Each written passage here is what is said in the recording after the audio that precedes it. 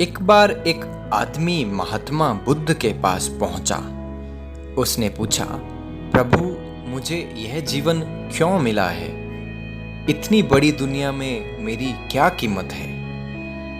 बुद्ध उस व्यक्ति की बात सुनकर मुस्कुराए और उसे एक चमकीला पत्थर देते हुए बोले, जाओ, पहले इस पत्थर का मूल्य पता करके आओ, पर ध्यान रहे इसे बेचना नहीं है, सिर्फ मूल्य पता करना है।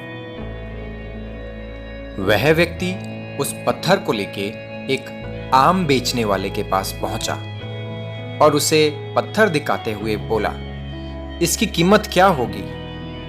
आम वाला पत्थर की चमक देखकर समझ गया कि अवश्य ही यह कोई कीमती पत्थर है, लेकिन वह बनावटी आवाज में बोला, देखने में तो कुछ खास नहीं लगता, पर मैं इसके तुम्हें 10 आम दे सकता हूं। वह आदमी आगे बढ़ गया। सामने एक सब्जी वाला था।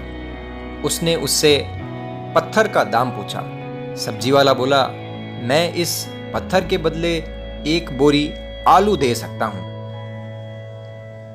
आदमी आगे चल पड़ा। उसे लगा पत्थर कीमती है, किसी जौहरी से इसकी कीमत पता करनी चाहिए। वह एक जौहरी की दुकान पर पहुंचा और उसकी कीमत पूछी। जौहरी उस पत्थर को देखते ही पहचान गया कि यह बेशकीमती रूबी पत्थर है जो किस्मत वालों को मिलता है। जौहरी ने उस व्यक्ति से कहा, यह पत्थर तुम मुझे दे दो, मुझसे 10,000 रुपए ले लो।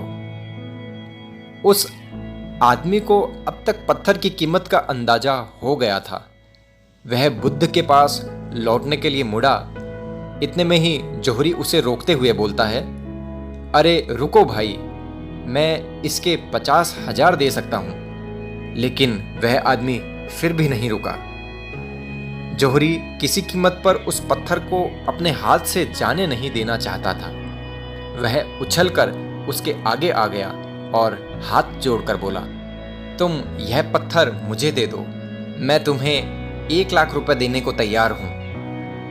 वह आदमी जौहरी से पीछा छुड़ाकर जाने लगा।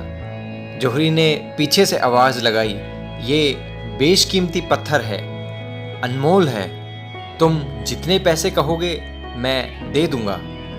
यह सुनकर वह आदमी हैरान परेशान हो गया।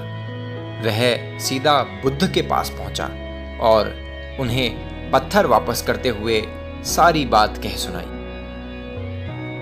बुद्ध मुस्कुरा कर बोले, आम वाले ने इस पत्थर की कीमत 10 आम लगाई और आलू वाले ने 1 बोरी आलू, और जौहरी ने बताया कि ये पत्थर अनमोल है।